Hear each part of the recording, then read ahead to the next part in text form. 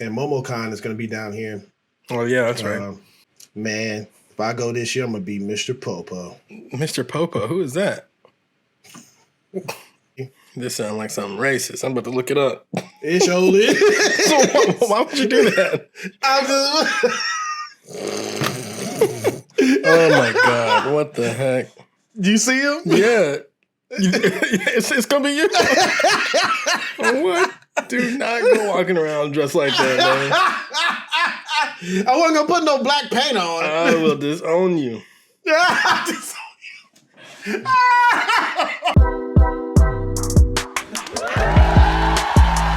what's going on, everyone? Welcome to a new episode of Mostly One Things. I am Tyrone. It's Devin.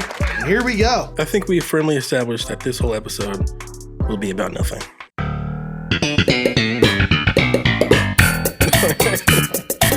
12 minutes of absolute bullshit. Exactly. I don't know what the fuck you want to do with that. Straight to the garbage. Ladies and gentlemen, make some noise for hip hop history. There's this guy that was on the podcast Fragrant 2 with Andrew Schultz. He made a great point. He said Judd Apatow ruined comedies.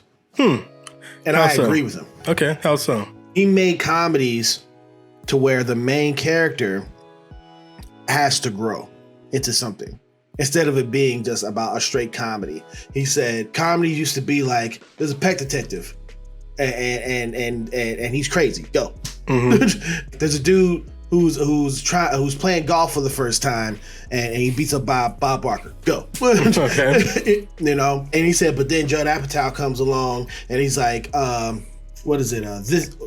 Knocked Up. See how these characters grow. If the person is knocked up, you know, it's like this whole story, this whole character growing thing is ruined comedy. It should be simple. 4 guys go to Vegas, they forget everything. Go. You build out. You don't build like, let's go with the story. Like, let's go with this person and grow with this. But he's wrong. If the story gets in the way, then you don't have a comedy, you have a skit. I want to add to that though. I actually kind of think more so than Judd Apatow, Marvel killed that shit. Okay. Superhero movies killed that shit. If you notice, most comedies are straight to streaming. Yeah, I think comedy doesn't work like in the big screen because people want spectacle. I don't think Marvel killed it. I think Marvel is feasting on the corpse of the theater. I think the whole movie theater experience is dying. First of all, it's so expensive to go to movie theaters. It's only getting more and more expensive. So if people go to the theater, they want to feel like they're getting their money's worth. And so having 2 people chit chat in a room, you know, they can do that on YouTube like they're doing right now, right? That's what we're doing. They want to see something big, something crazy. They want to see spectacle. And I don't think a comedy, I don't say it can't do that, but I don't think it does that. I think what Marvel does is they got the spectacle, but if you notice, Marvel movies are really funny, right? So they've kind of eaten comedies, right? So it's like comedies are like tucked into spectacle movies now. It's just one piece of like a Marvel film. But my feeling on this, which is probably my mostly wrong opinion, I hate that shit. You know, I like that they have the comedy within Marvel because, you know, what can you have? Nothing beats a film that has all your emotions wrapped up into one. Right. But you know, the genre of comedy by itself is very important. You know, but comedy is not dead. Comedy's not dead. Comedy has never been more alive ever. This is the most alive comedies I've ever seen it in my life, and I think that's because of TikTok. A lot of comedy has moved online. You can roll your eyes, but if you don't take TikTok seriously, you're missing out on a lot of the funniest stuff coming out. It's not going to theater. It's not going to theater anymore. It's not. Sometimes it's barely even on TV. It's online, and I think it's because there was a time when there were these like comedy gatekeepers, right? Yeah, you had your Eddie Murphys and, you know, all that stuff. All these, and even Dave Chappelle is kind of part of that too. These comedy gatekeepers where if they don't, or your Richard Pryors, if they don't say it, then it's not funny. Now it's like That's not the case anymore. There are no more comedy gatekeepers. It's just anybody. Yeah, anybody. And I think that changed celebrity too. Like Junebug down the street. Right. I don't think celebrities really exist anymore either. I think celebrity is a lot more subjective. Celebrity is just whoever you follow. I think the world has changed, and comedy has left the theater, probably for good. Probably. I think it's for good. You can't make one because of how PC the culture is today. You can't make a wedding. No. Huh? No. I don't know what anybody say. I don't believe it. But please go ahead. I don't mean to interrupt. You don't believe it? Try to put Wedding Crashers 2 in the theaters right now. Dude, did you know? I'm gonna blow your mind. Blow it. Did you know we had a president who openly joked about molesting people, and we elected him to office? Okay, so this PC bull, it's not real. That's trash. People shoving down your mouth, right? And you eat it for some reason. Like, seriously, step back and look. We've never been ruder or meaner or cruder or crueler than any time before. That's different. What people don't like is they don't like being called out for it. Right? A lot of these comedians, they're not used to this call and response thing. They're used to them having the mic, and you shut the fuck up and laugh or you leave. But now everyone's got a mic, and everyone can call them out, and everyone can step on stage and slap somebody. and be just as loud as they are, and they don't like it. Like I said, they're trying their best to be a gatekeeper for a gate that's not there anymore. It's gone. So they're blaming whatever they can. At one point, they blame millennials for it. Now they're starting to blame Gen Z for it, and then they blame PC culture for it. This is bull. And if you want to know it's bull, just look. Just like, don't listen to the trash. Just look out there. I don't buy this like PC thing killing comedy. What it's doing is killing celebrity, right? Thank God. It's killing celebrity, yeah. But it's not killing comedy. Same with romance films too. Romance films been dead. And comedies, for sure. Comedies are just the second death of the theater, right? Eventually, when you can make action movies safely and cheaply, deuces, theater's gone. Because that's all they got right now. Because that's another interesting thing. So the Batman did really well in theater, right? Mm-hmm. Yeah. But it did even better on streaming. It did? It like killed it on streaming apparently. And I think a lot of people were, at least I know Warner Brothers was surprised that it did so well on streaming, which tells me that there are people who did well because of the property that it is. Sure, but there were people who wanted to see it, but they didn't want to see it bad enough to go to the theater, right? So they waited, and their interest level did not go down, and they saw it. They actually sat down and watched it. Sometimes they probably watched it. I don't know how Warner Brothers counts their stuff. So I'll just be honest. Actually, no one does right now. It's not public information, but potentially people watched it multiple times. So like, when Warner Brothers sees numbers like that, they're like, why did we spend so much money putting this in the theater? Because Warner Brothers loses money. They lose a percentage of money distributing this to the theater. They lose nothing. They get all profit online. So when they see something like The Batman do so well on streaming, like that's gotta be terrifying for theaters. I know this show's called Mostly Wrong Opinions, but brother, I actually agree with you on that. You know what I'm saying? I actually agree with you with that. Let's talk about the time frame. What's the time frame where you think that theater is gonna be dead? Give me a year. I don't know. Hypothetically. Hypothetically, hippos. Things tend to pick up speed, so maybe it's going to be sooner rather than later. And what I mean by dead, I don't mean that there will be no theaters. I think the theater I think it's going to be turned into like concert halls. I think theaters will be for dorks like us, right? People who just really like movies a lot, right? So it's going to be more of a niche thing instead of something that the whole family goes to. And I think we're already heading there. So I think certainly by 2030, I think the movie theater will be like a niche thing, something that hardcore people go to check out. So it started with the death of comedy. I think it started with romance, death of romance, and the death of romance, death of comedy, and then when things get cheaper for action movies to be made, boom, gone. Yeah, gone. It was really great. I can talk about the Batman a lot because I like that movie now. The behind the scenes featurette for the Batman. If you watch it, they use a lot of techniques that they used in The Mandalorian, a TV show, to with film the Batman. The lighting panels. Exactly. So even the production is starting to look more like a television show. So like, I can see this. I can see the theaters really having a hard time. And you talk about Marvel. Marvel killed film. Like yes. Once upon a time, these things you were shot on film, right? And now it's all shot on essentially what's video. It's digital. And Marvel really pioneered that because it's so much cheaper and faster. And you can manipulate the image easier. Like that's what we do, right? I can do that from home in my living room.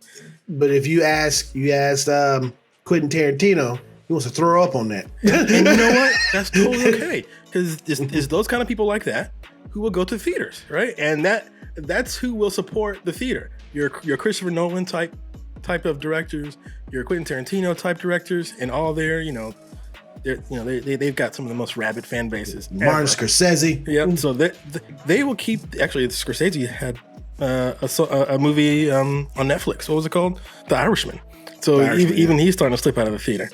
But and if Martin Scorsese has a hard time making movies, what the no one's got a chance anymore. Okay. But yeah, I think the theater will be a little bit more like art house. Maybe it will feel like going to the theater, like you said. Like, people who go to theater, you get dressed up. It's like a big event. There's an intermission. Like back in the day. Yeah, there's an intermission. It feels much more formal. And so maybe that's something the theaters might move towards. I don't know. I've got a great set of headphones. I've got a really good sound system, and I've got a projector. So sitting down in my living room can sometimes be a very similar experience to going to the theater. Plus, my dog's next to me, so it's like even better. Can't bring your dog into the theater, people. Can't do it. No. Mm-mm. One of the most famous method actors of today is Jared Leto. Okay. I have a theory. Wait. The people who don't know what method acting is, you want to go ahead and tell them what it is. Yeah.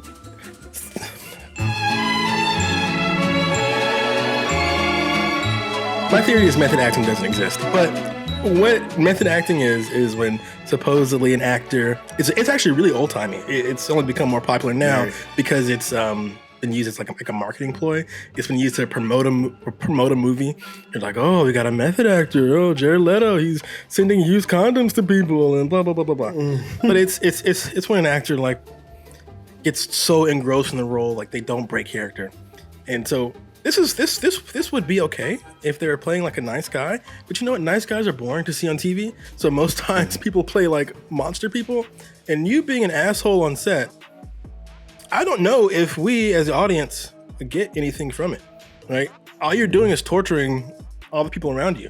And there's so much stuff about how, just with Jared Leto, how he mailed all kind of obscene things to his dead rats. Yeah, to the other actors.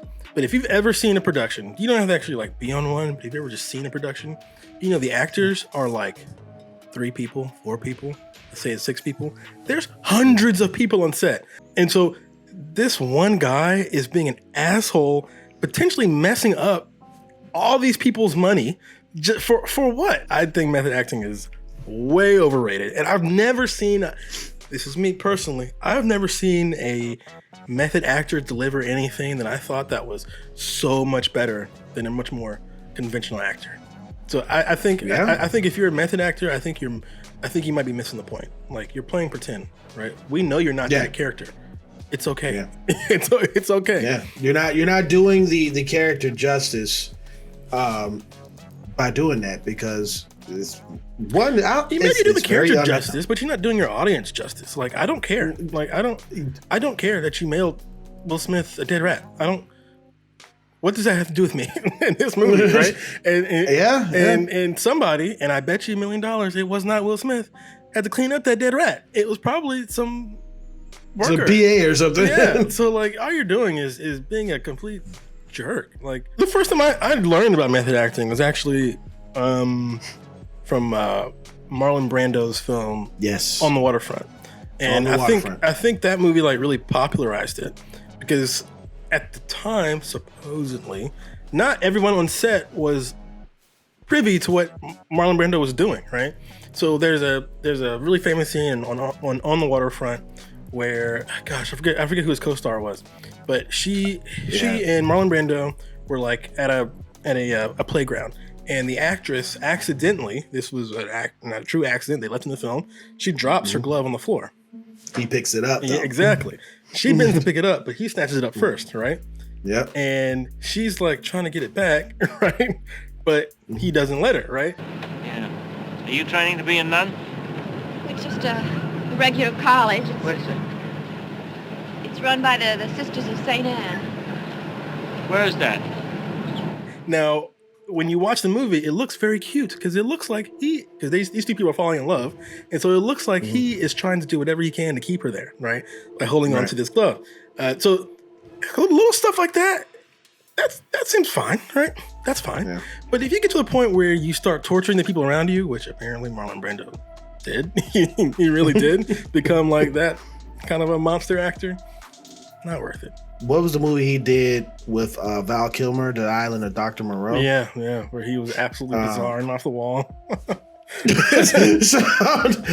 And apparently he was drunk half the time, and he was making up words, and the editor had to piece together his performance because they didn't know what he was doing, or he'd show up dressed in absolutely bizarre outfits. And yeah. Method acting is something that where it's celebrated because it's celebrated to the public where they think in their mind it makes you a real thespian. Yeah, but I think it just makes you an asshole. And you know what's also an interesting thing about method acting? Have you ever heard of a black method actor? Other than Sergeant Leroy. He wasn't black. Okay. He wasn't black. Or a female method actor. The reason why you probably haven't heard of that many is because if a black person or a woman acts like an asshole on set, they're just called an asshole. Right? And that's it. They're not called a thespian. They're not called Monique. a method actor. Right. Monique. And a woman, she's called a diva, right? It's difficult to work with. A black person, he's an asshole, he's a thug. So it's like, this is something that it feels like only white people, specifically white men, get to be method actors. Everyone else, no. Let us know what your opinion is in the comments down below. If it's mostly wrong, awesome. If you think it's mostly right, awesome. Peace.